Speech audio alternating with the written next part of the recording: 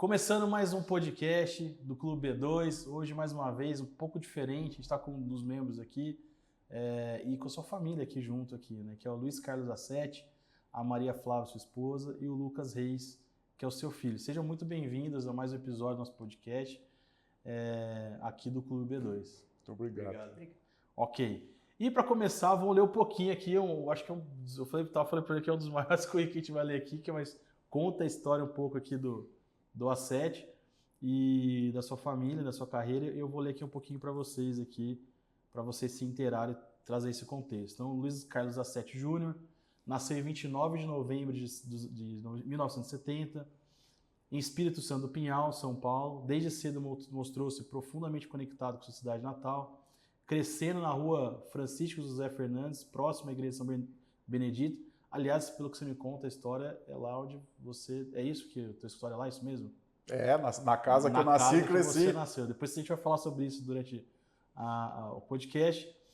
A sua jornada educacional foi marcada por uma diversidade de interesses fortes, por ter um espírito autodidata, né? Estudou no tradicional Colégio Almeida Vergueiro, localizado no centro do Espírito Santo do Pinhal, e também frequentou cursos noturnos na Escolinha de Comércio, né? Enquanto durante o dia estudava, à noite ia... também no dia estudava no Colégio Cardeal. Isso. Aos sábados viajava para as Campinas, né, para as aulas de computação e programação em Basic. Eu vi que você fez bastante coisa aqui diferente. Enriqueceu seus conhecimentos meio de cursos à distância na área de eletrônica e técnicas variadas no Instituto Monitor e no Instituto Universal. E desde criança, Luiz Carlos demonstrou curiosidade e habilidades em múltiplas áreas, né, inclusive completando um curso de pintura automotiva. Essa é nova. Eu fiz o curso de pintura automotiva. Mas nunca usei. Isso que eu te perguntei. Eu nunca usei. Já colocou em prática? Não, nunca usei. Mas na época, eu tinha lá meus 15, 14, 15, 16 anos, eu não sabia o que eu ia fazer da vida, né? Então, tudo que aparecia, eu queria aprender, né? Era, como eu sempre falo, era um aprendizado artificial ou superficial, melhor dizendo. Porque não tinha assim, eu aprendia, mas já perdia o interesse por aquilo, partia para outra coisa. Era uma coisa muito superficial. Mas eu fiz de tudo que você possa pensar. Eletricidade básica de residência, técnico eletrônica. Precisou trocar uma resistência, já sabe como fazer. Resistência de chuveiro eu não me atrevo. Mas assim, fazer uma instalação básica elétrica assim, de um paralelo, né? Ou de uma tomada, isso aí eu faço. Legal, tá vendo? Muito bom. Você sabe fazer isso? Ainda não aprendi, não. Você tem que ensinar. Tem que ser, não vai ser muito moderno, não. Tem que pôr a mão na massa, cara. Tem que aprender. E aí, assim, então, pintura automotiva, né? Aos 12 anos, você comentou aqui, né? Nessa idade, também iniciou uma jornada como radioamador. Sou até hoje. E operador de rádio cidadão, ampliando seu conhecimento em eletrônica. O meu avô, até que eu herdei o nome dele, Laerte, ele era radioamador, tinha aqueles codinomes lá, né? Que PX, não sei o que lá. E ele chegou num nível lá que ele tinha código Morse, sabe? Eu lembro que ele me ensinou ainda, eu sei escrever o nome do código Morse. Eu conheci teu avô. Conheceu? Eu conheci teu avô. Eu já cheguei a falar com ele no rádio, porque eu até ia... O dia que eu... Laerte Antônio de Oliveira. O dia que eu vi teu nome, eu lembrei do Laerte, que a gente conversava. E tal. E eu já cheguei a conversar. Ele era de Votuporanga? Votuporanga. Não. Aqui tinha um Laerte. Eu achei que era daqui. Não, então esquece. Porque assim, ele era Votuporanga e ele tinha uma antena que conseguia falar com meu pai daqui, que na época era muito difícil. Sim, isso. É rádio amador. Fiz um negócio gigante assim. É rádio amador. Porque a diferença do rádio cidadão para o rádio amador é o seguinte: o PX é o rádio cidadão. É aquele rádio que tem nos caminhões, os caminhoneiros usam. PY2WS. Então, o meu é PU2OCL, eu sou classe C, né? E o teu avô, então, era classe B ou A. Eu acho que quando é código Morse, que ele lembra que ele estava treinando, porque seria classe A, não O classe B e A precisa de código Morse. Eu até confesso, eu sou radioamador desde 1999. E eu não fui para a classe B por causa do código Morse. Que eu não tive tempo para parar e estudar o bendito. Mas eu quero passar para a classe B dentro em breve e depois A. Ele tinha os dois aparelhos, tinha aquele que é do pica-pau, que era... Sim. E aquele que você... batia de lado. É o manipulador que chama. É o manipulador. Então, que eu estava só rapidamente. O PX é o que os caminhoneiros usam. É a faixa do cidadão, 27.000 MHz é a frequência. As outras frequências todas são de radioamadores. Então tem várias faixas, né? 80 metros, 40 metros, 20 metros, 12 metros, 2 metros, enfim, tem várias faixas. E aqui em São João da Boa Vista eu tinha vários amigos, inclusive tinha um que se chamava Laerte. Ah, tá, mas não era... E aí eu até um dia eu ia conversar, perguntar para você, acabou não surgindo essa oportunidade, mas você vê que você tem parente que é radioamador. Ele fala... O Carlos é ponto e traço, ele falava de idade e dia. Até quando eu falasse, meu nome é de idade, da e di. Era o Laerte, que era o nome dele, ele me ensinou. Foi uma coisa que... Muito legal isso aí, cultura é importante. Escolheu sua carreira jurídica, surgiu durante seus estudos da Escolinha de Comércio, ingressou na Faculdade de Direito em Pinhal em 89. Momento que também marcava o início da sua trajetória profissional. Durante esse período conheceu a sua futura esposa, Flávia. Então foi na faculdade, é isso? Foi na faculdade. Que legal. Compartilhando as salas de aula da mesma instituição. A Flávia, né, advogada especialista em direito empresarial, né, que está aqui com a gente também. E o Lucas também, que está aqui com a gente, que depois, né, mais para frente, veio os filhos aí, né? O Lucas cursou, né, direito na FEOB. Sim. E está hoje trabalhando com vocês lá na instituição. E tem também o Enzo. O caçula, que é o Enzo, que está estudando. Ainda está estudando. Está ingressando. A família é 100% na área de direito. Luiz Carlos é especializado em várias áreas de direito, com ênfase em direito ambiental, direito empresarial, direito agrário e direito minerário. Ele possui pós-graduação em direito de empresas e mestrado em direito internacional, com ênfase em direitos humanos. Atualmente, ele também está cursando créditos para seu doutorado em direito. Desde 93, Luiz Carlos estuda e trabalha em direito empresarial e ambiental, direito agrário e tudo mais, né, como eu já citei. E em 93, ele fundou a Sete Advocacia no Espírito Santo de Pinhal. E em 97, tornou-se um dos pioneiros da especialização e prática quase exclusiva, aliás, você já contou essa história, a gente vai falar sobre isso também, em direito ambiental, se destacando significativamente no mercado. Sob sua liderança, o escritório Sete Advocacia foi reconhecido por 5 anos consecutivos como um dos escritórios de referência em direito ambiental pela Who Legal, uma prestigiada empresa inglesa especializada em pesquisa de advogados e escritórios de destaque em suas áreas de atuação. Que você já falou que quem não conhece é uma instituição que não é paga, eles fazem uma pesquisa realmente e qualificam e validam as empresas. Então, é uma mega de um reconhecimento aí, nível internacional, que vocês receberam graças ao trabalho de vocês. E não é, como a Sete disse, não é só seu trabalho. Não. É da família toda. Você comentou toda a Flávia que se não fosse ela, nada aconteceria. Não, a Flávia, ela é o responsável, ela é a responsável pelo escritório estar onde está. Por que eu falo? Porque sempre sou eu que apareço. E não é justo, né? Porque a Flávia é a pessoa que está sempre por trás me dando suporte, é a pessoa que me ajuda em tudo que eu preciso. Então não é justo ela não aparecer, né? Em todas as vezes que tem alguma entrevista, que tem algum podcast, só eu apareço. E nessa aqui, eu falei, não, você vai lá, vamos lá, eu quero que você apareça, porque ela tem o mérito dela, né? Porque é ela que me deu suporte para conseguir fazer tudo isso que a gente vou falar para você, né? Eu desisti de fazer mestrado, porque eu vi uma estatística, mestrado, doutorado, que 70%, acho que o mestrado e doutorado é até pior, que você para. É verdade. Eu falei assim, eu não vou nem correr o risco de fazer isso. É verdade. Então, você vê, você deu um suporte, porque você conseguiu fazer todos esses cursos. É verdade. Porque você teve um bom suporte ali familiar. Exatamente. Porque exige muito, né, da gente. Exatamente. Esse tipo de... Então, parabéns, Flávio. E agora, o Lucas e o Enzo chegando para poder complementar o time aí. Bom, vamos começar então com as perguntas aqui, devidamente a todos apresentados. Primeira pergunta que eu gosto de fazer, que eu acho que é legal, que vocês podem responder, acho que pode a Flávia, até na percepção dela lá de fora, vocês dentro do clube, qual que é, né, a percepção, qual que vocês têm achado do Clube B2, qual que é na visão de vocês, qual que é a importância, que tipo de resultado que vocês estão colhendo em relação a isso? Eu queria ouvir a opinião de todos em relação a esse ponto. Eu vou começar. Eu tomei a iniciativa, né, de conversar com o Leandro, né, do Clube B2, e fui muito bem recebido, e vocês todos, né, me receberam. Eu até, aquele momento, eu não o conhecia, né, Laerte? Eu fiquei conhecendo posterior a essa conversa que eu tive com o Leandro, e na hora eu já tive interesse de participar. O principal interesse meu no Clube B2 era que os meus filhos, o Lucas e o Enzo, estivessem ali no meio empresarial. Esse era o principal objetivo meu. Muita gente pode ter objetivo de estar no Clube B2 para estar próximo de empresários, para colher frutos de, não, é mais serviço. Eu não pensei nisso. O meu objetivo era deixar os 2 filhos, o Lucas, que está agora como advogado, né, recém tirou o número da OAB dele, está fazendo alguns meses, e o Enzo, que está ainda no meio do curso. Por quê? Porque quando eu comecei lá em 93, eu demorei anos para conseguir aprender como conversar com o empresário, como se comportar numa reunião com empresários, como apresentar o escritório para um empresário.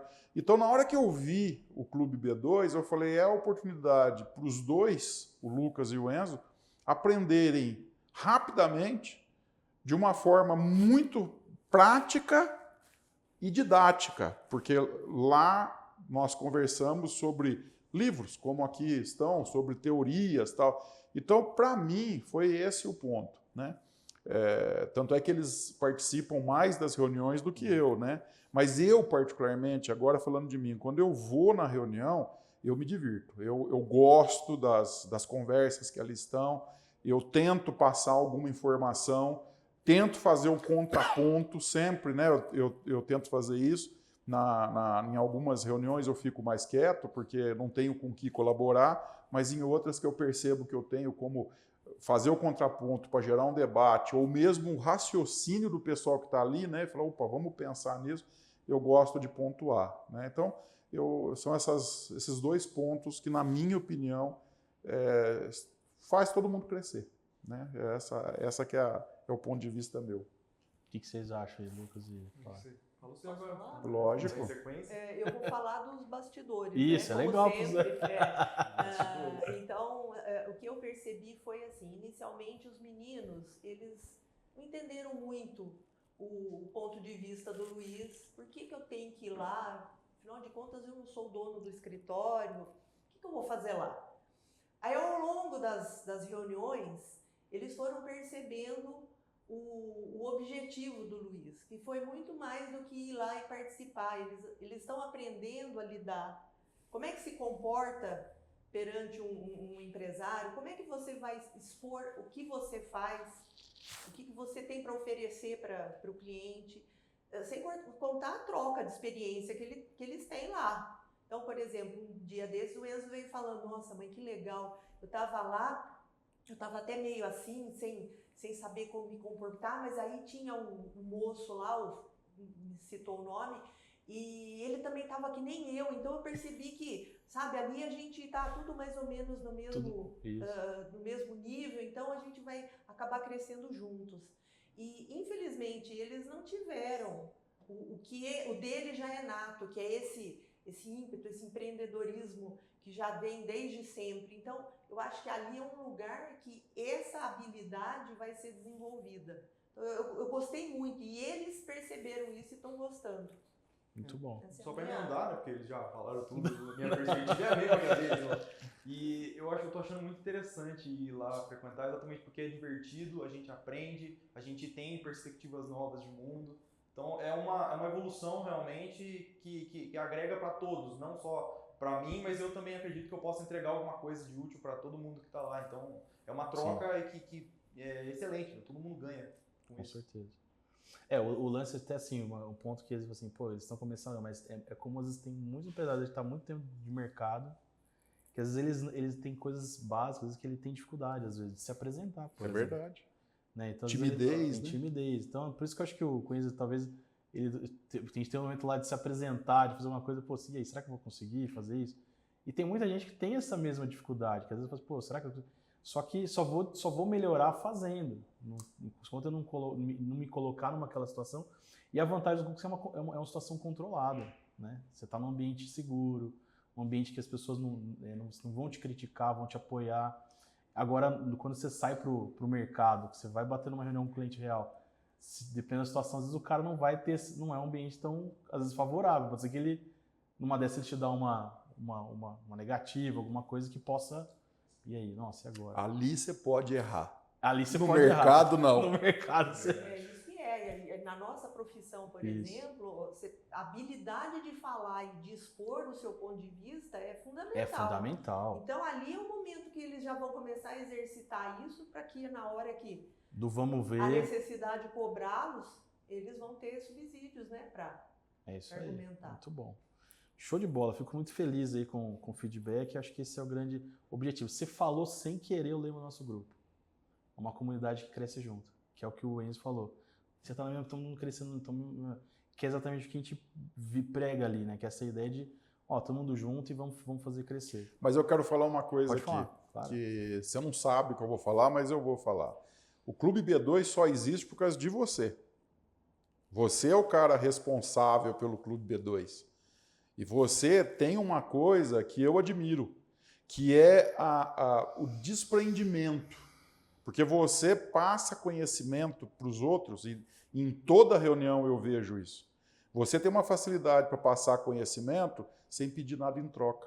Você é uma pessoa muito boa, muito caridosa, porque isso a gente não encontra no mercado.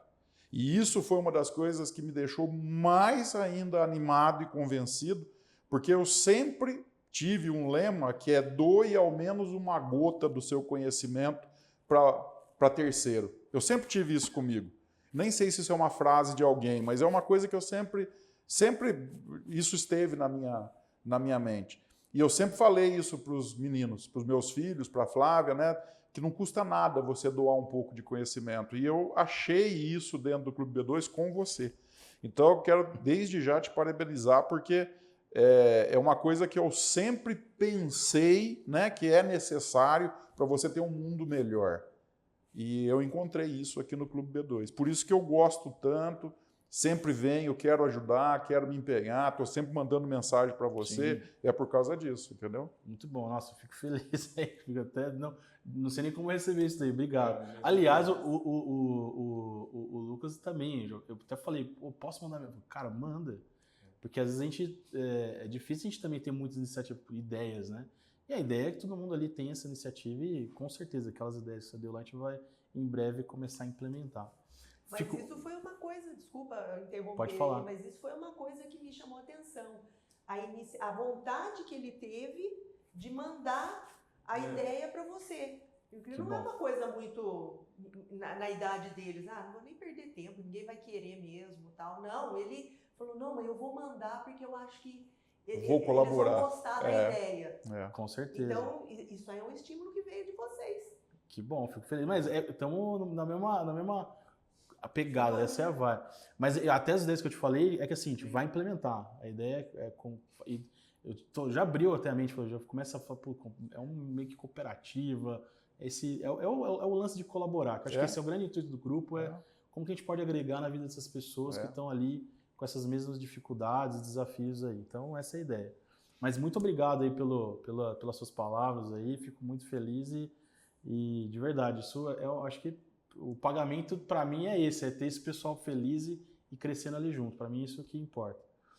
Bom, vamos começar então aqui sobre os interesses aqui, entrando no primeiro bloco aqui.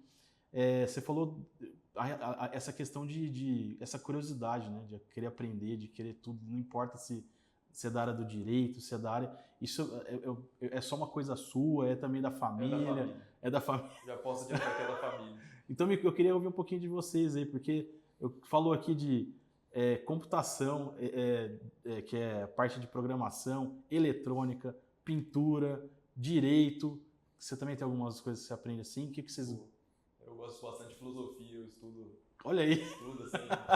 Eu tenho alguns livros lá que eu leio comumente. Eu gosto muito de ler, eu adoro idiomas, paixão mesmo.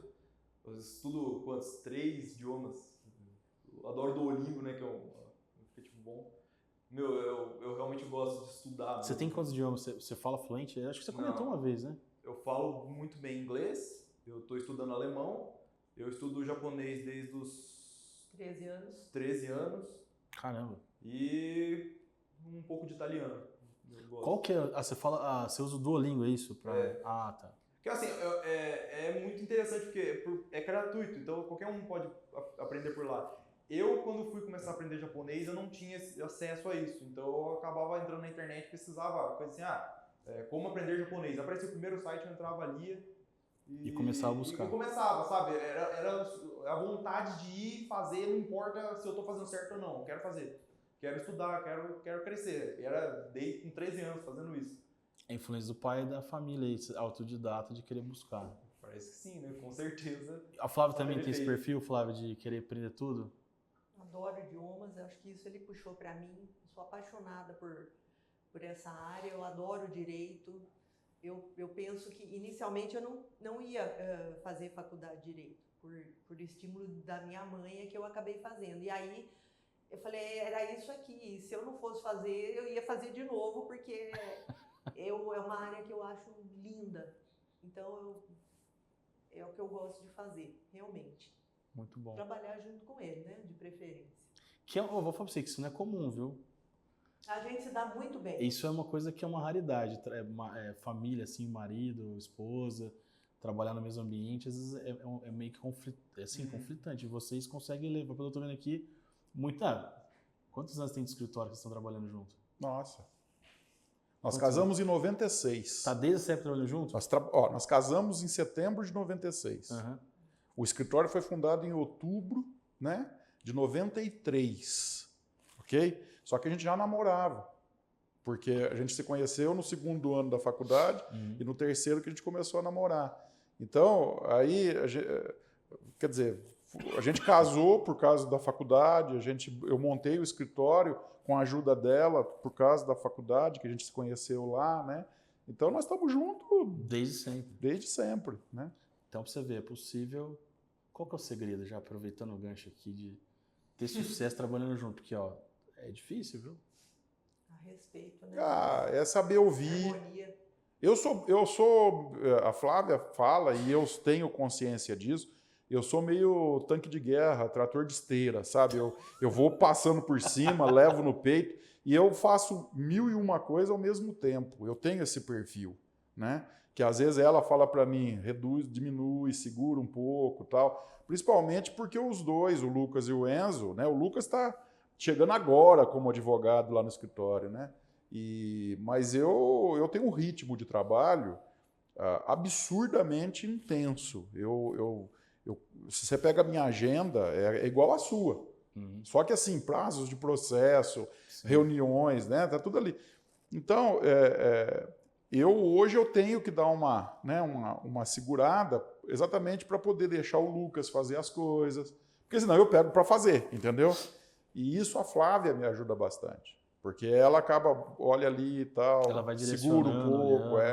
Então, eu não conseguiria fazer a metade do que eu fiz sem ela. Então, não tem como desassociar uma coisa da outra. Basicamente, né? É como se você fizesse a gestão do escritório, você cuida da parte técnica, você vai coordenando. Eu acho que eu funciono como um ponto de equilíbrio. Perfeito. A hora que está muito acelerado, vem cá, dá segura aqui um pouco, calma. Então, aquele ímpeto dele de fazer, realmente é um trator. Para trabalhar é um negócio, assim, difícil de acompanhar. Então, a gente segura um pouco, vai entrar gente nova, você tem que compartilhar. Não pode ficar tudo para você. Laerte, no escritório passaram várias pessoas para trabalhar, estagiários, advogados, nenhum ficou. Não consegue acompanhar. Todos saíram. Por quê? Não é porque o ambiente lá é ruim, ao contrário. Eu tenho gente lá comigo que está há 20 anos trabalhando comigo, que você conheceu, sim, né? Só que não consegue me acompanhar. Para você ter uma ideia, Laerte, eu tinha participação de um escritório em Belo Horizonte, eu ia a cada 30, 40 dias de carro, no mesmo dia, e voltava de Belo Horizonte. Andava 1.100 quilômetros no dia, e só fazia a cada 30, 40 dias, né? E no outro dia eu já ia para São Paulo.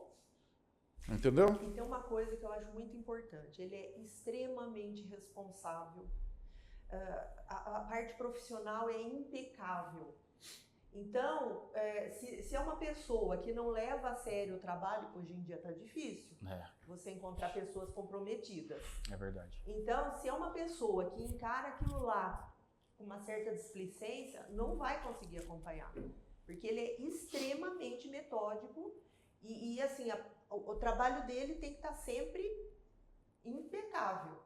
Então, é difícil, né? Isso que ela falou de comprometimento, eu até lembro da reunião, acho que a última reunião que a gente teve, que eu conversei com o Adilson, da Unifiob, falando exatamente sobre isso, que as pessoas não têm comprometimento de fazer absolutamente nada. Elas querem fazer uma coisa, depois elas param, vai fazer outra, e não levam as coisas à frente, não conversa, e não tem realmente a responsabilidade sobre aquilo, os atos e obrigações que elas têm. Não tem. Então, como é que você pega um escritório desse, com prazos, reuniões, obrigações realmente para serem feitas, para serem cumpridas, e as pessoas não vão levar aquilo à frente? Como é que você lida com uma situação dessa? Difícil? É muito difícil. E tendo que estudar. Porque senão você não cresce. E tendo que estudar, porque todo dia, principalmente nessa área ambiental que a gente atua, todo dia tem uma legislação ou uma norma que entrou em vigor. Todo dia.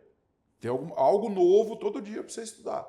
Então é por isso, o pessoal que passou lá, eu tenho amizade com todos até hoje, né?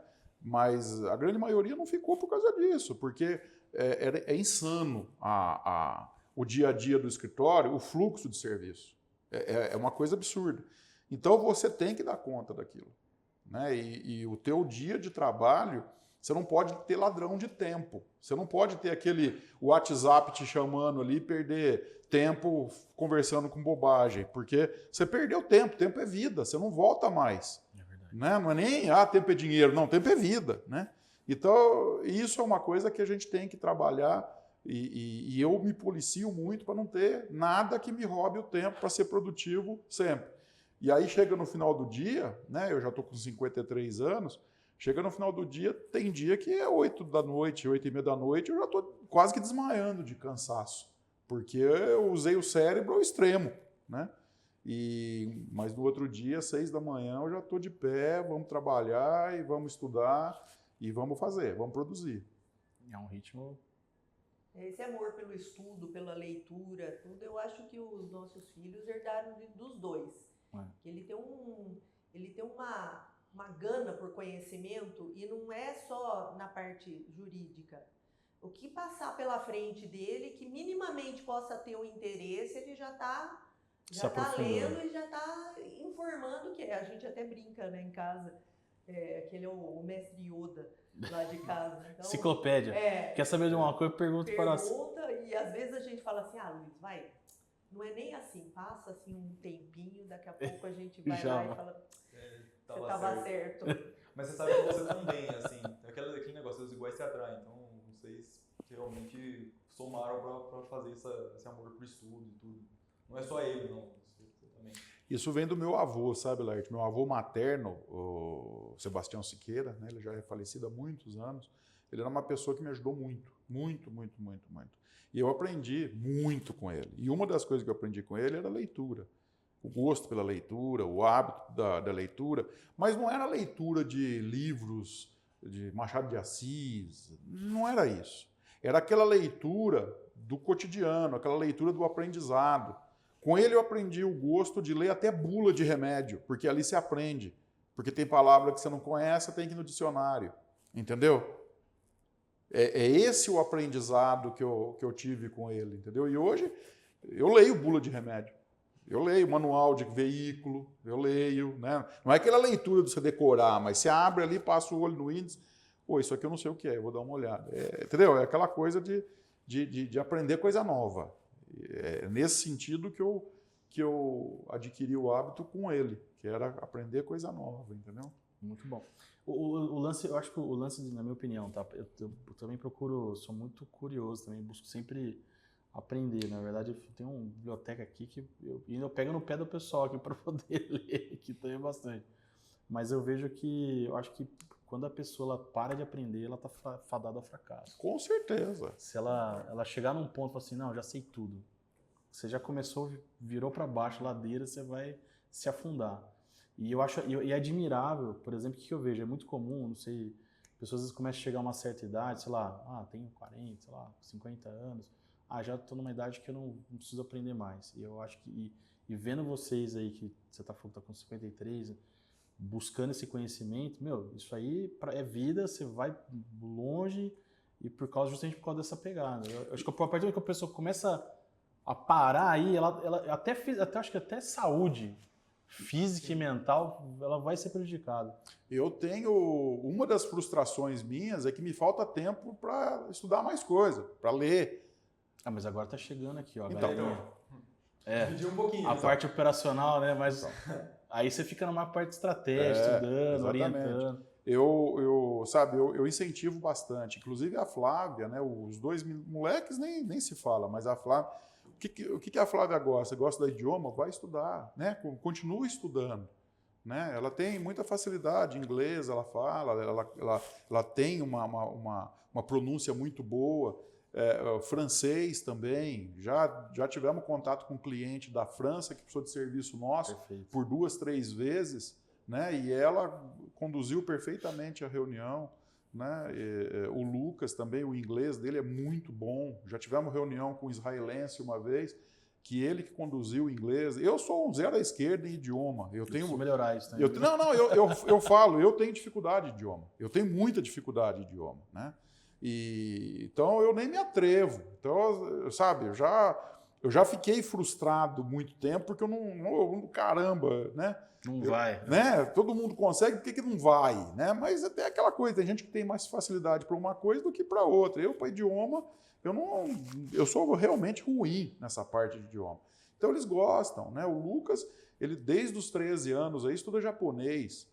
E ele entende muita coisa de japonês. Ele tem lá o dicionário dele de japonês e inglês, que tem hora que eu vejo ele estudando com o dicionário do lado, eu fico babando, porque não é filho meu, não é possível, entendeu? Porque eu vejo por mim, né? Aquelas letrinhas, você nem sabe o que significa. Exatamente, né? Aí ele e o Enzo foram estudar alemão, já faz acho que 3 ou 4 anos. 2 anos. Quanto? 2 anos. 2 anos estão estudando alemão. E estão indo super bem, quer dizer... Então, isso eu estimulo, né? Aprende, vai aprender mais. Aí ele falou, eu quero aprender italiano. Vai. Quer dizer, o aplicativo ajuda. O tempo que você está ali de sobra, você vai, né, fazendo memorizando e tal, mas também hoje tem internet, tem uma série de facilidades, né? E o que eu posso também estudar, eu vou estudando, né? Porque você não pode parar de estudar, né, Laerte? Não pode. Não pode de jeito nenhum. Até por falar nisso, pegar um gancho disso aí, você falou do caso da moça francesa que entrou em contato. É engraçado que a vida às vezes te dá recados, né? E você está começando a desanimar, você pensa que não, por que eu estou fazendo isso e tal? Exatamente no tempo que ela estava começando a desanimar a estudar francês, que eu nunca vou usar isso. Na mesma semana entrou essa mulher em contato. Quer ver? E precisando do serviço. E ela conduziu super bem, respondeu e conseguiu resolver a situação. Então, assim, é realmente uma lição de vida mesmo. A vida te dá essas cutucadas, sabe? Eu continuo, vai dar certo. Não, show de bola. Eu tô surpresa. Muita coisa boa aqui numa família. Agora é o seguinte, direito, né? Por que o direito? Por que vocês escolheram? Por que você escolheu? Acho que o Lucas tá mais fácil, porque, né? Mas aí, por que o A7, porque vocês se conheceram lá, né? Mas antes tem uma história, né? Por que vocês escolheram direito? Então, eu vou começar de novo. Eu vou começar de novo porque eu moro em Pinhal, na casa que hoje é a sede do escritório, né? Sempre morei ali naquele endereço. E eu não conhecia a Flávia, a família da Flávia. Não conhecia, nunca tinha visto. Uma coisa impressionante. Bom, então, até ali os meus 18 anos, mais ou menos, eu queria fazer engenharia de telecomunicação, porque eu adorava a eletrônica e o radioamadorismo estava frequente na minha vida 24 horas. Então eu falei, eu adoro isso, eu vou me dar bem, eu vou estudar. Já estava até vendo para ir lá para o Inatel, em Santa Rita do Sapucaí e tal. Aí eu fui fazer o serviço militar obrigatório, o tiro de guerra, né, lá em Pinhal, que é o mais antigo do Brasil, né, o pessoal está sempre comentando isso e tal. Enfim. E aí, no dia 24 de agosto de 99, eu sofri um acidente. 99. Não. Desculpa. 89. Era porque 93 são dois que eu falei. Desculpa. Tá vendo? Tô ficando velho. 89. 1989, é isso aí, 89. Eu sofri um acidente, foi um acidente muito parecido com aquele, sabe o Ronaldo Fenômeno? Quando ele sofreu um acidente que a rótula dele saiu? Ah, sim. A minha foi mais ou menos aquilo, só que numa proporção muito maior. Rompeu todos os ligamentos, foi um... Bom, enfim, dia 24 eu machuquei, dia 28 eu fiz a cirurgia e eu fiquei 6 meses sem pôr o pé no chão, engessado da virilha até o pé. Meu Deus. E aí, eu ia fazer o vestibular no Inatel no final do ano. Já não fui. Né? Aliás, antes do tiro de guerra, eu já não fiz porque eu ia fazer o tiro de guerra, já estava tudo certo para fazer. A minha mãe falou para mim, entra no direito, depois você transfere para lá, você não perde um ano e tal. Então eu fui fazendo, eu fazia o tiro de guerra de manhã, trabalhava depois do tiro de guerra, e ia para a faculdade. Dia 24 sofri um acidente, dia 28 fui operado e fiquei. Aí precisei parar de trabalhar e sem pôr o pé no chão, era uma dificuldade para ir até a faculdade, era uma coisa absurda, cadeira de roda, papapá, enfim. Mas passou essa fase. No ano seguinte, eu fiquei sem o gesso, mas fazendo fisioterapia praticamente o ano todo. E aí com uma dificuldade também, não tinha como trabalhar. Então era só praticamente a faculdade, eu ficava em casa, estudando, já estava no 2º ano de Direito. Aí eu conheci a Flávia, a gente se conheceu lá na faculdade e tal. Aí 3º ano da faculdade, eu já não estava nem pensando mais em Inatel, em engenharia de computação, não estava mais pensando. Porque eu já estava praticamente apaixonado pelo direito e eu já estava começando a namorar ela, né? A Flávia que era do direito. Eu estava ali apaixonado duplamente, né? Mas então você entrou no direito por causa do acidente? Eu não entrei era isso no que você direito, queria fazer. eu entrei no direito por causa da minha mãe, que ela me incentivou, falou, ó, faz direito lá, depois você transfere lá pro então Inatel. Você tem que ficar feliz com o acidente, senão você não tinha feito direito. Mas cara, exatamente. Eu não sei. Vai saber, Deus fez... Eu não sei nem se eu ia passar no vestibular do Inatel, eu não cheguei nem a fazer. Entendeu? Eu não sei. Eu não sei se eu ia ter condição de pagar a mensalidade. Muitas coisas podem acontecer, você sabe disso. Sim. Então eu entrei na faculdade e foi assim, quer dizer, aí eu já nem pensava mais, eu já comecei a me ver dentro da profissão jurídica, porque eu comecei a gostar. E aí, a hora que eu terminei a faculdade, eu fui para São Paulo, eu fiquei lá em São Paulo, acho que uns 8 meses, 6 meses, eu não lembro direito quanto tempo, estudando. Eu fiz a época do Damásio, que era o curso, né? Só tinha gente grande fazendo aquele curso, né? E eu fui para lá e aproveitei muito, me ajudou demais.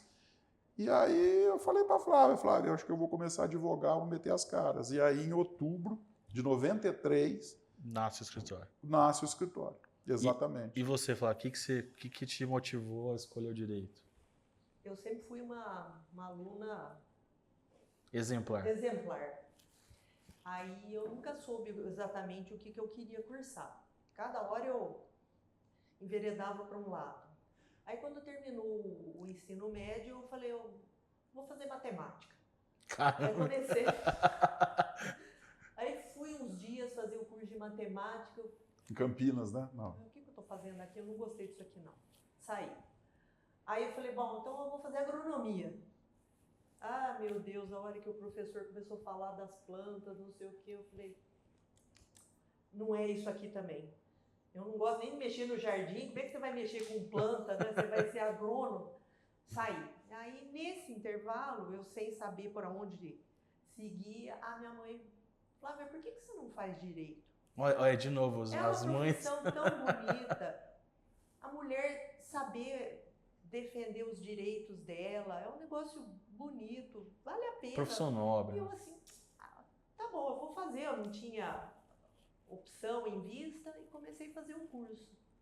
E eu adorei o curso. Eu acho que a faculdade de Direito é uma coisa assim que, mesmo para quem não vá exercer a profissão, é um curso que a pessoa, ela amplia o horizonte.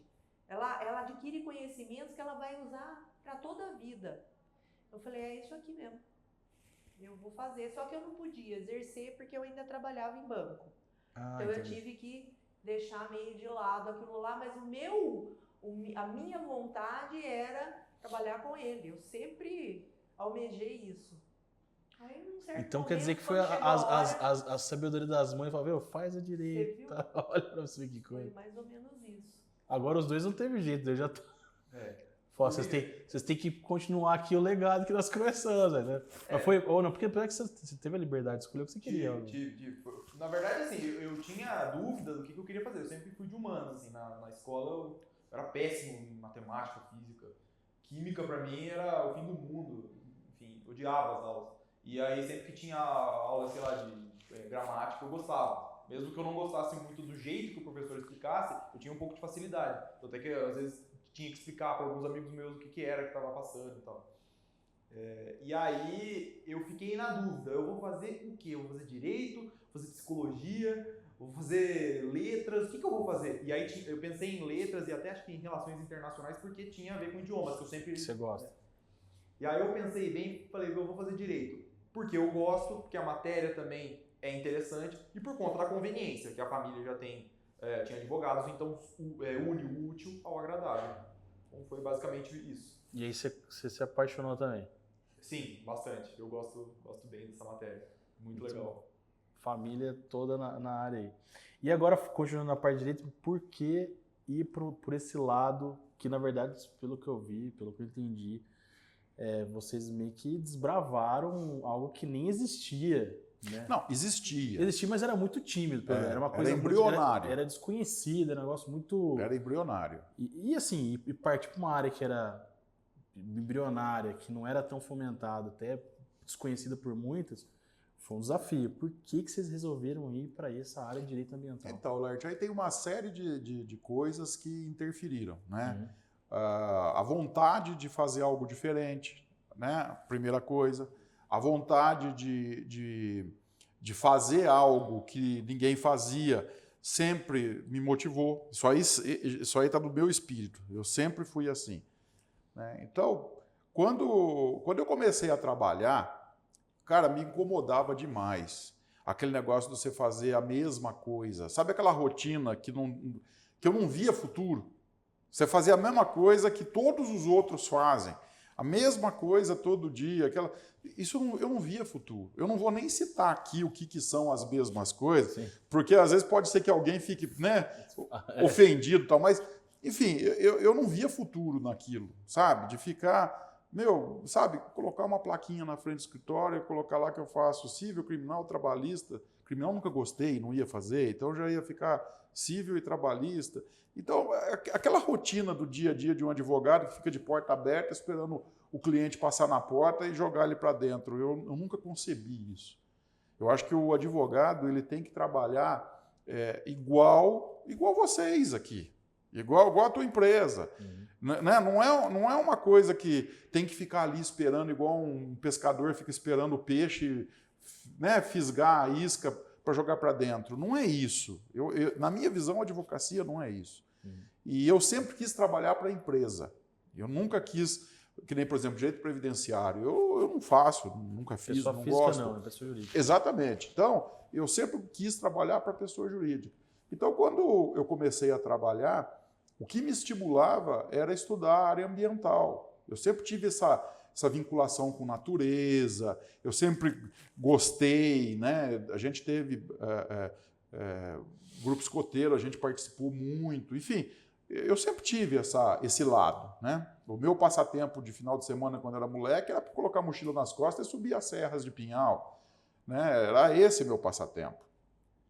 Quando eu comecei a trabalhar, eu falei, não é possível que o pessoal da agricultura, o agronegócio, de uma forma geral, não tenha necessidade de um jurídico mais especializado. Então, eu comecei a focar nisso, mas focando sempre do lado ambiental pela paixão que eu tinha, né?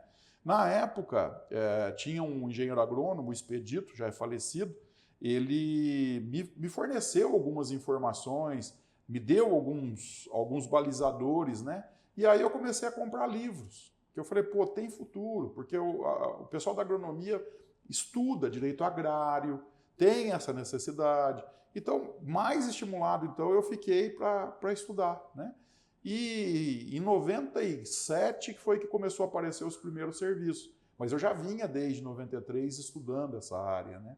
E aí em 97 eu falei, eu vou ficar nisso aqui e vou trabalhar com isso. Se dedicou somente a isso. Exatamente. E aí a gente começou a trabalhar, né? Com a parte ambiental voltada para empresas, a parte ambiental voltada para o agronegócio, né? A parte rural de uma forma geral, o meio ambiente voltado para a área trabalhista, que eu sempre falo que quando uma empresa tem um problema trabalhista, o problema dela pode ser puramente trabalhista, contrato de trabalho, uma convenção coletiva, tal. Mas se for acidente de trabalho, se for doença do trabalho, se for algo relacionado ao ambiente de trabalho, não é mais trabalhista, é meio ambiente do trabalho, né? Então isso que a gente começou a mostrar para os clientes, que existia algo a ser feito que poderia ser melhorado dentro da empresa, mas também melhorado para não ter tantas ações trabalhistas. E a gente começou a trabalhar dessa forma e deu certo. E também a questão de mineração, que tem tudo a ver com a parte ambiental e que também me chamava muito a atenção, até porque aqui em São João ainda tem vários mineradores na parte de areia, né, os portos de areia e tal. Então, isso em 97 é que eu comecei realmente a trabalhar, porque o serviço começou a aparecer em 97 e eu fui abandonando as outras áreas, né? As outras, exatamente. E eu mantive em outras áreas, como por exemplo, trabalhista, empresarial, 2 clientes praticamente que me acompanham desde o início, 2 empresas, e para esses eu faço a parte empresarial, eu faço outras áreas, né, trabalhista em si, mas para clientes novos a gente faz essa área ambiental voltada para a empresa, né, para o agronegócio, a parte trabalhista do RH, a gente dá consultoria para o RH, as rotinas de direito do trabalho, porque eu preciso saber quais são as rotinas para ajudar o engenheiro de segurança do trabalho, o técnico de segurança do trabalho, o médico do trabalho, o enfermeiro do trabalho, porque a gente precisa saber a legislação para ajudá-los da mesma forma que eles nos ajudam na questão técnica da profissão deles. Então, há uma troca. E para a gente, as rotinas do RH são importantes também da gente conhecer para ajudar o técnico que trabalha ali no RH. Então, isso aí virou um trabalho muito interessante que a gente faz hoje para as empresas. E deu muito certo. Foi em 97 que a gente começou. Não, para mim, o direito voltava só para, eu penso no meio ambiente no sentido de, né, floresta, recurso natural. Recurso natural, sim. Você vê. E não é. Não é só eu isso. acho que essa é uma dificuldade da pessoa entender o que o entender. advogado que trabalha com o meio ambiente faz. Você quer ver um exemplo? Agora então me explica, eu quero saber. Porque você quer ver um exemplo? Dentro da área ambiental, né, vamos falar agora da área ambiental, recurso natural, ok? O que o advogado ele pode fazer para uma empresa ou um produtor rural? Ele pode trabalhar em vários segmentos. Por exemplo, a empresa precisa de água, o produtor rural precisa de água. Sim. Ele precisa ter outorga, a empresa precisa ter outorga. A outorga, no estado de São Paulo, é retirada no DAEE, Departamento de Águas e Energia Elétrica. Então, essas informações, muitas vezes, o empresário e o agricultor não têm. Você quer ver um outro exemplo? O agricultor. Aqui na nossa região tem muito produtor de batata. Muito produtor de batata. O DAEE, ele dá a outorga para o agricultor. Beleza, ele pode retirar tanta quantidade de água do rio ou do represamento que ele fez lá para usar o pivô central. Numa determinada época do ano, nós temos a estiagem. Todo ano é assim, que é a falta de chuva. Sim. O DAEE, ele pode muito bem suspender aquela outorga e o agricultor ficar sem a produção. Então, a gente tem que trabalhar essas situações para o agricultor não ser pego de surpresa. Entendeu? O agricultor... Se ele, por acaso, usar sem essa autorização, qual é o tipo de Ele penalidade? está cometendo crime. E aí ele pode ser o quê? Punido. Ele vai ter multa, vai responder processo criminal. Criminal? Por falta de autorização, falta de licença. Caramba. É grave. Exatamente. Em São Paulo, o agricultor não precisa de licença, igual uma empresa precisa aqui. Mas em Minas, precisa.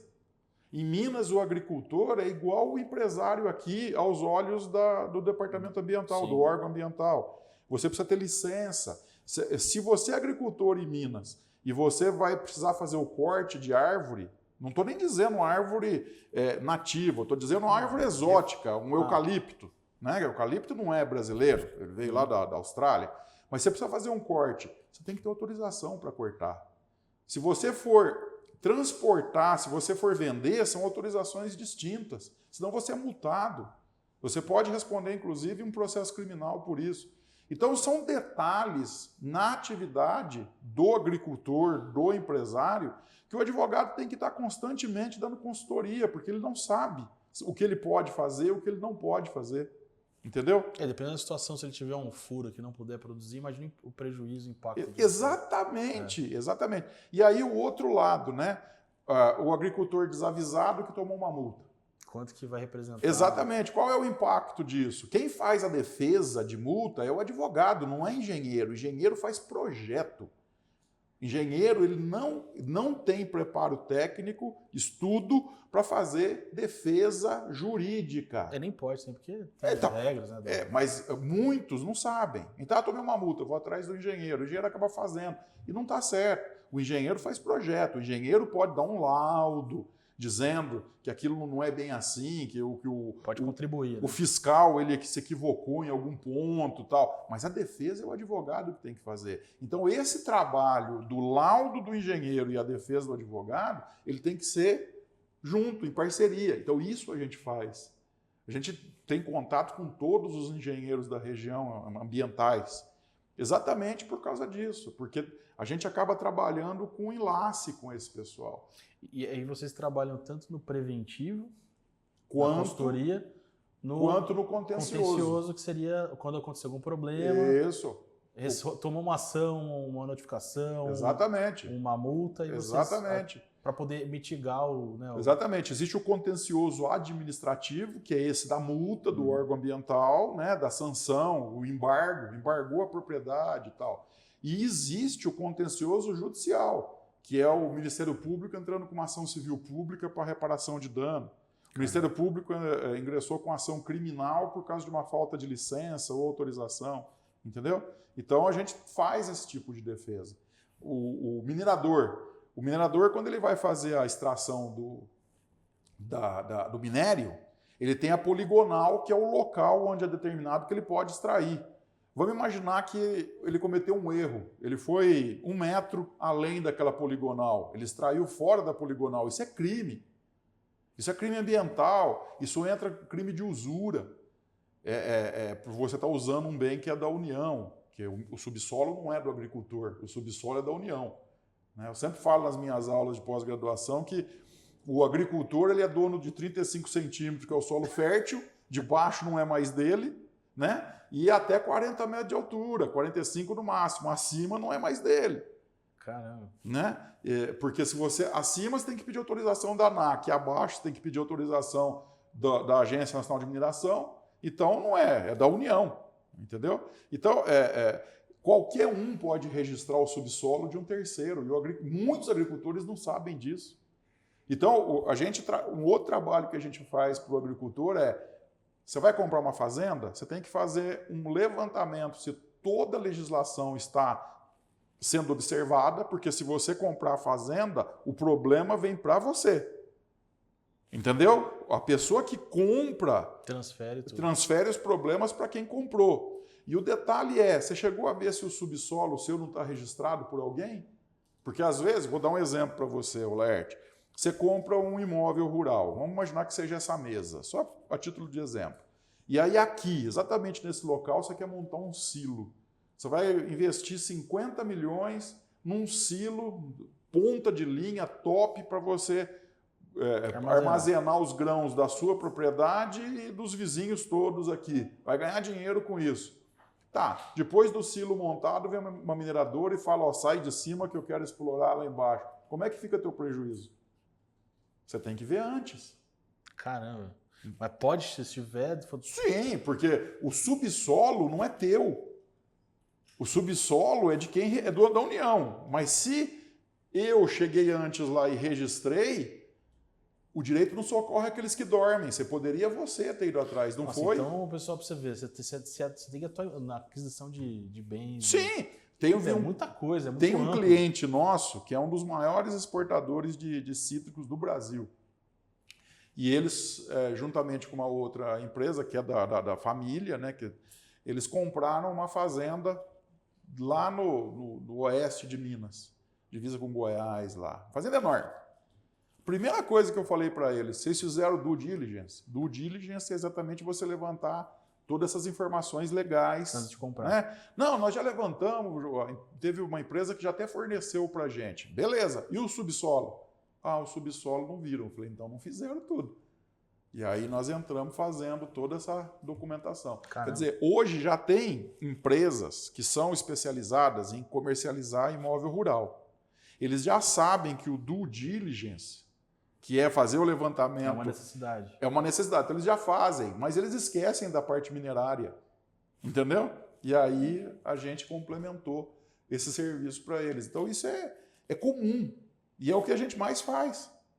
E aí tem 2 pontos que eu acho importantes com relação à forma de enxergar o advogado que faz meio ambiente. Primeiro, as empresas elas não têm a noção Exato. do que realmente faz o profissional. Aí quando elas têm um problema e vão atrás do profissional, aí elas se surpreendem porque elas passam a ter um profissional constantemente com eles, porque tudo que vai fazer precisa da consultoria. Eu achava que acho que é só um negocinho aqui, mas na verdade Exatamente. é muito amplo. São várias situações, vários clientes que eu percebi isso. Puxa, Sérgio, mas eu não sabia que... Né, É falta de conhecimento, né? Não tem. Tinha que fazer tudo isso.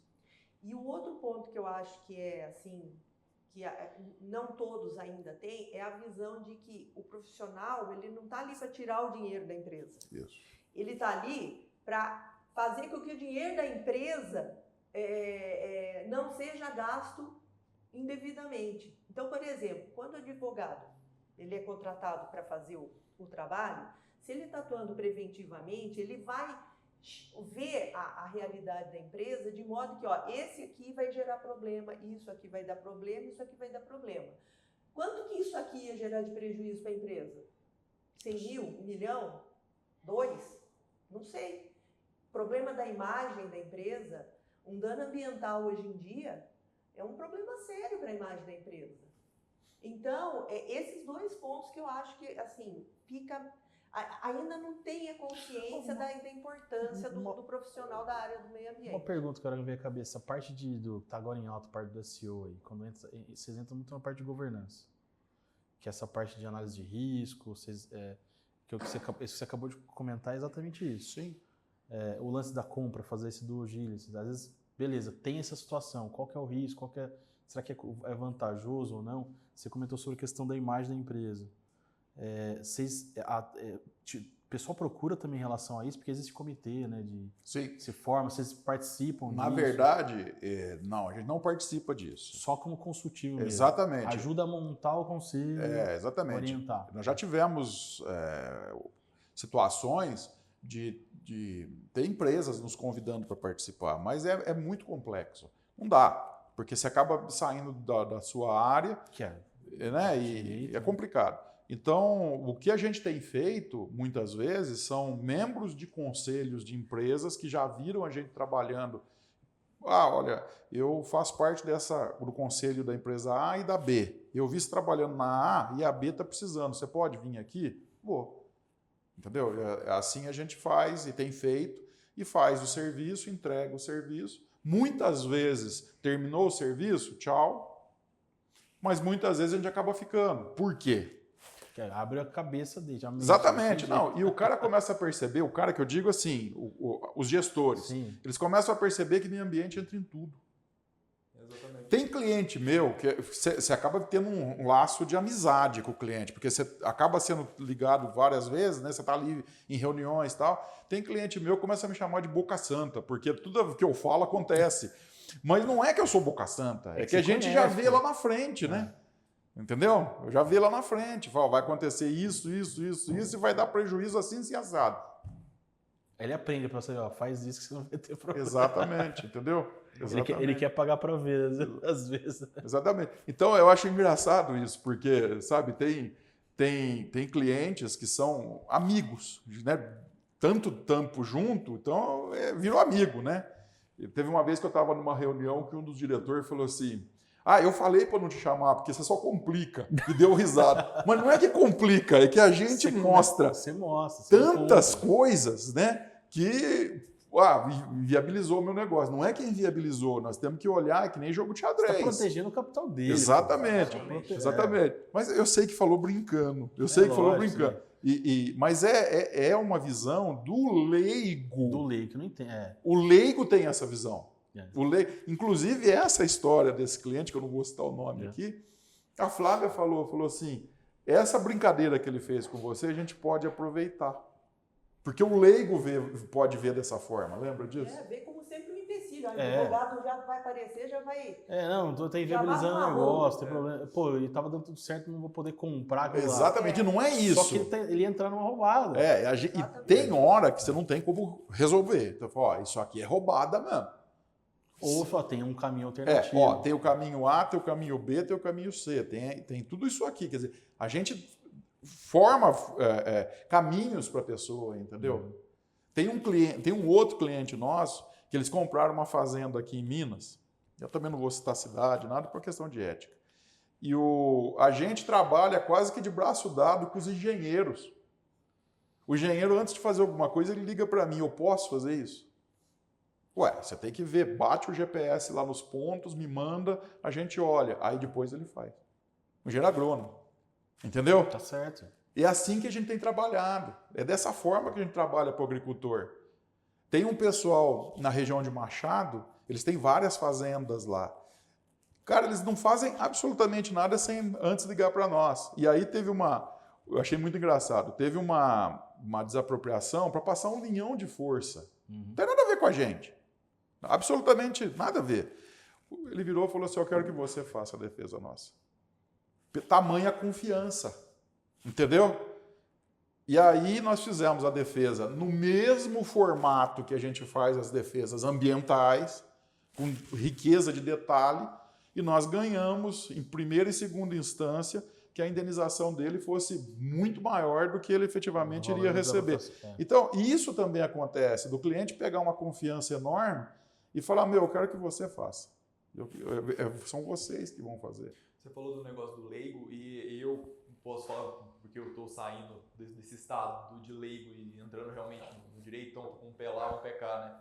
E é a pura verdade, porque antes eu tinha a concepção de que, eu quero empreender, eu quero abrir uma empresa. É fácil, você vai lá, abre a empresa e começa a trabalhar. Isso na visão de quem não tem experiência nenhuma. Hoje eu estou vendo que é um absurdo essa concepção. Não é desse jeito. Tudo você vai ter que ter uma autorização. É muito mais complicado do que parece. E a pessoa que não tem a perspectiva, o conhecimento, ela vai entrar numa roubada, uma hora ou outra, porque ela não sabe até onde ela pode ir ou não. É aí que entra o papel do advogado, que sabe dessas normas, que sabe até onde você pode ir. Você pode fazer isso aqui vai dar errado.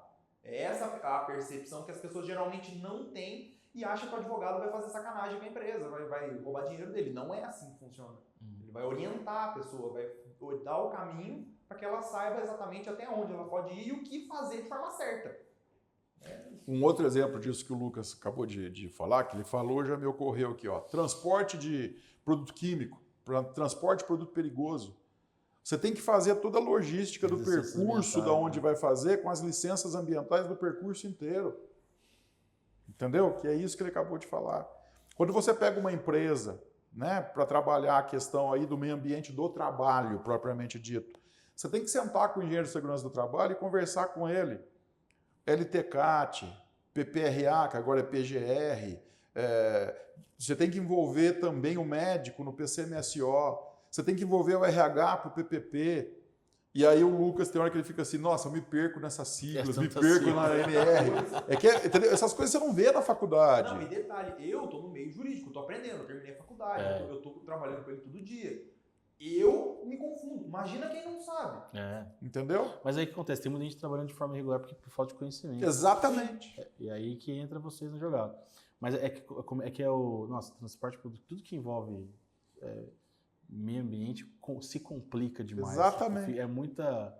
E parece que assim, eu trabalhei com uma empresa de transporte público há bastante tempo E parece que cada estado também tem uma... Quem você falou de Minas, Sim. de um jeito, às vezes você entrou, você tem que pegar outras licenças. Sim. É muito complexo. Laerte, nós trabalhamos...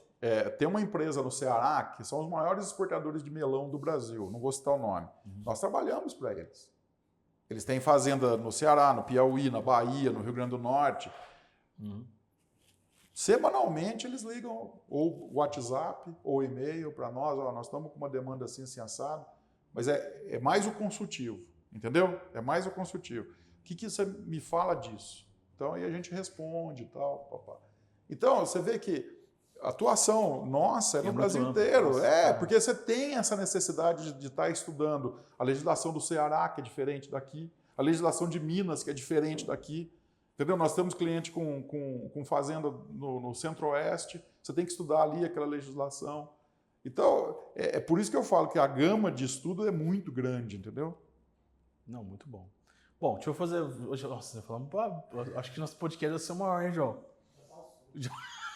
Bateu o recorde. Mas deixou, a gente fala. Tem que falar, mas estou aprendendo aqui. Eu tenho certeza que vai ajudar muita gente assistindo isso aqui. Que não tem noção nenhuma do que é, de qual que é o tamanho desse... Exatamente. Né? Então é importante. Depois vocês podem tirar uns cortes aqui, bem legais aqui. Bom, eu queria falar um pouquinho sobre esse reconhecimento internacional da Who's Legal. O que é isso? Vamos lá. Conta um pouquinho sobre isso, que isso não é qualquer empresa. Vamos lá. A Who's Legal é uma editora. É uma editora que ela está sediada em Londres, Inglaterra. E ela tem um trabalho muito legal feito há anos, tá?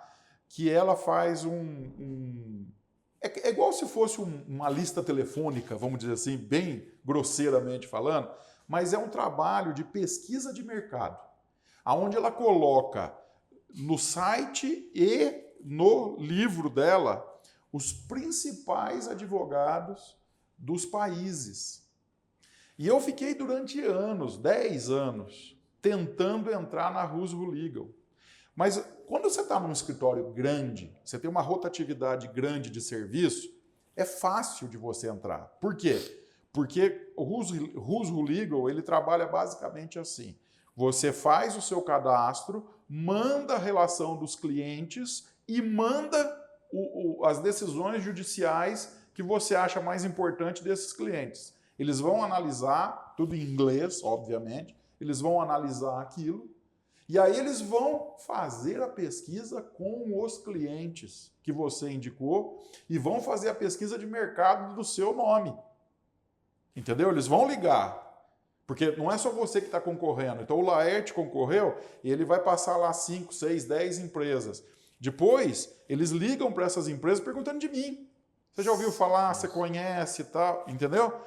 E eles mandam um e-mail, eles fazem a pesquisa sério. Durante 10 anos eu tentei entrar. Cara, batia na trave, né? E não entrava, porque eu não tinha uma rotatividade de serviço. Uma sentença judicial demora quanto tempo para sair? Às vezes demora 5 anos para sair, às vezes é mais rápido. Então, com a rotatividade, com a quantidade de serviço aparecendo, a gente começou a perceber que estava quase lá. Estava quase lá. Aí, há 5 anos atrás, saí pela primeira vez como referência nacional. Né? Já fiquei, foi uma festa, a Flávia ficou super contente e tal. Para mim foi... Uma grande conquista. Eu falo que assim, nascimento dos meus filhos, lançamento de livro, que eu tenho alguns livros editados, são marcos da minha vida, né? Abertura do escritório e tal. E aparecer no Who's Legal foi um deles, né? Eu fiquei super contente. Aí eu falei, mas e agora? Porque uma coisa é você chegar, né? Outra coisa é você ficar, que é mais difícil ainda. Aí eu falei, e agora, o ano que vem? O que eu vou mandar para lá? Então nós já começamos a pensar, ela me ajudando, o que nós vamos mandar para o ano que vem? Então a gente já deixou mais ou menos separado, tal. A hora que abriu a lista de chamada, a gente já mandou, saímos de novo como referência nacional. Aí eu não me lembro se foi no 3º ou no 4º ano, acho que foi no 4º ano, que eu saí como referência mundial, porque foi um período que a gente conseguiu trabalhar para algumas multinacionais. Inclusive essa francesa. E aí deu certo. E casou deles fazerem a pesquisa em outros países, talvez com empresas que a gente já tinha trabalhado, não sei, porque eles não revelam como é que eles fazem a pesquisa. Sim. Isso que é o mais complicado. Saímos como referência mundial. Falei, puta, aí foi...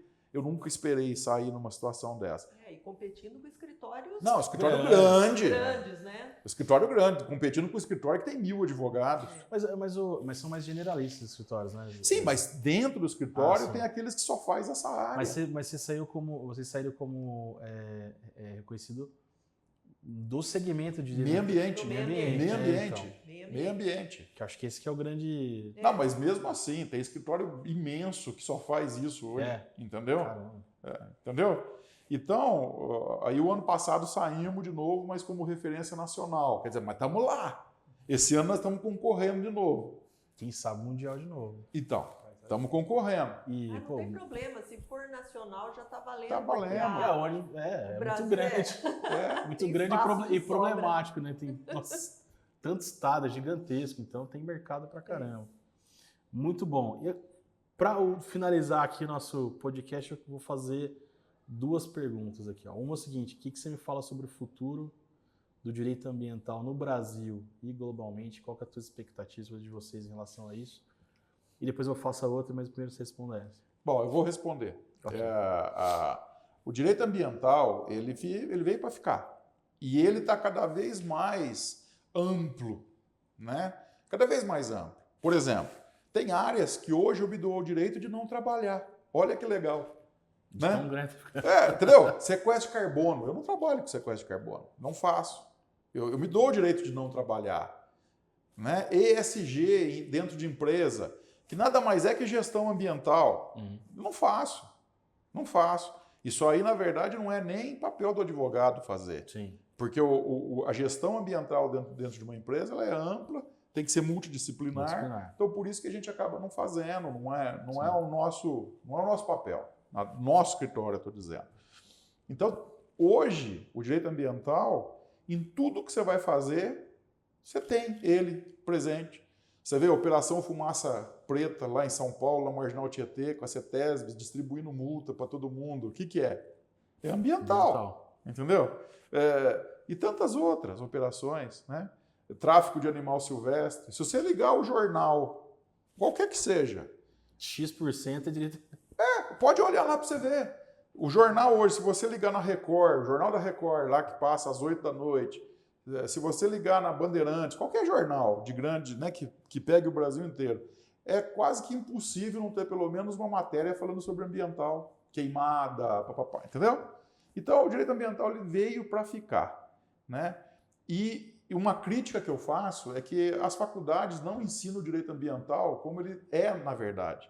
O aluno sai da faculdade com uma visão totalmente distorcida do que é o direito ambiental.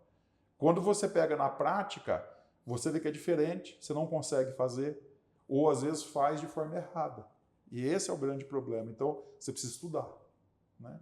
Mas ele veio para ficar, ele não sai mais da... Acho que também eu vejo cada vez mais importante, né? Com certeza. Porque a população crescendo, cada vez mais escassos os recursos. Sim. Né? E acho que o direito ambiental veio para poder fazer essa gestão. Exatamente. Para poder, que nem mineração, não é todo lugar que pode. Porque se deixar todo mundo fazer só focar em dinheiro, vai destruir o planeta. Assim. Então, eu imagino que o direito ambiental veio para isso. E ajudar, né? Porque eu vejo assim, que nem, vou dar um exemplo. A gente está ajudando um projeto, a base é fazer preservação de algumas rios que cortam aqui, né? E escolheram uma região aqui da Prata aqui. E olha que engraçado, o trabalho não tem nada a ver com o sentido de ficar plantando, é um trabalho até diferente, é muito legal. É no sentido assim, tem áreas que já estão preservadas e orientar o produtor a como que ele pode manter essa área preservada. Legal. Assim, por exemplo, pra você ver que interessante, eu vi até um negócio lá que eu achei fantástico, assim, tinha uma planta lá que está em extinção, está ameaçada em extinção, na verdade, e estava no lugar ali. E para ela poder nascer, tem que ter um nível de pureza de água, estava próximo de um rio ali, muito alto. Eu falo, mas você está aqui, ó, uma espécie de ameaçada está aqui dentro das próximas saídas da fazenda Então, como que eu posso... Então, assim, agora, sabendo disso, como que eu vou poder preservar isso? Exatamente. Então, eu vejo muito essa questão de orientação, né, de preservação. Então, é um mercado que eu vejo assim, vai crescer muito e eu penso assim, não é que o pessoal do agro quer fazer, eu acho que eu acho super errado. Não pensa. Não, eles pensam, lógico que eles pensam. Até porque se eles não cuidar, começa a criar problema para eles mesmo, de erosão. Laerte, quem mais preserva o meio ambiente no Brasil é o agronegócio. Isso eu não acho, eu tenho certeza. O Brasil preserva 56% da sua mata nativa. 56%. Isso é verdade. Portugal, França, Itália, 1%. E esse pessoal de fora quer explicar para nós como produzir, preservando, como trabalhar. Tem a dó, né? Tem a dó. Não, e o Brasil, essa questão de metodologia, tecnologia para eficiência produtiva. Eles exportam isso aí. Então, isso eu acho que o agro é referência. Sim, sem dúvida. Mas assim, o que eu penso? É fato que assim, não tem como ser especialista em tudo. Por isso que precisa de profissionais para poder orientar. Porque às vezes tem legislação, tem situações, às vezes, que nem essa parte, por exemplo, não sei, tem uma plantinha, não tem conhecimento profundo de fauna, flora. Esse exemplo da planta que você deu, isso aí chama indicador de sustentabilidade. Tem vários. A planta é uma delas. O lambari. No curso d'água. O lambari só fica onde a água está limpa. Tinha um sapinho que eles acharam também que exatamente. É indicador de sustentabilidade, é isso aí. Isso aí é biólogo que faz esse trabalho para fazer esse levantamento. É bem legal. Então, esse para você ter uma ideia, a Toyota, eu acho que é muito legal nesse ativo, porque ela pensa assim, não tem como a gente... Tem o pessoal que é ambientalista que é muito radical, que eu não concordo. A Toyota esse projeto, porque assim, é muito no sentido de como que a gente pode conviver com as duas coisas, com a parte do ser humano, produção, agro, etc., porque é uma indústria. Ela tem várias frentes de atuação. E também fazer esse trabalho de forma eficiente. Eu acho que o que falta às vezes é eficiência, falta de conhecimento, eficiência, e que, por falta de conhecimento, acho que eu vejo. E é o que o agronegócio já faz há anos. Exatamente bem isso. Feito. E bem feito.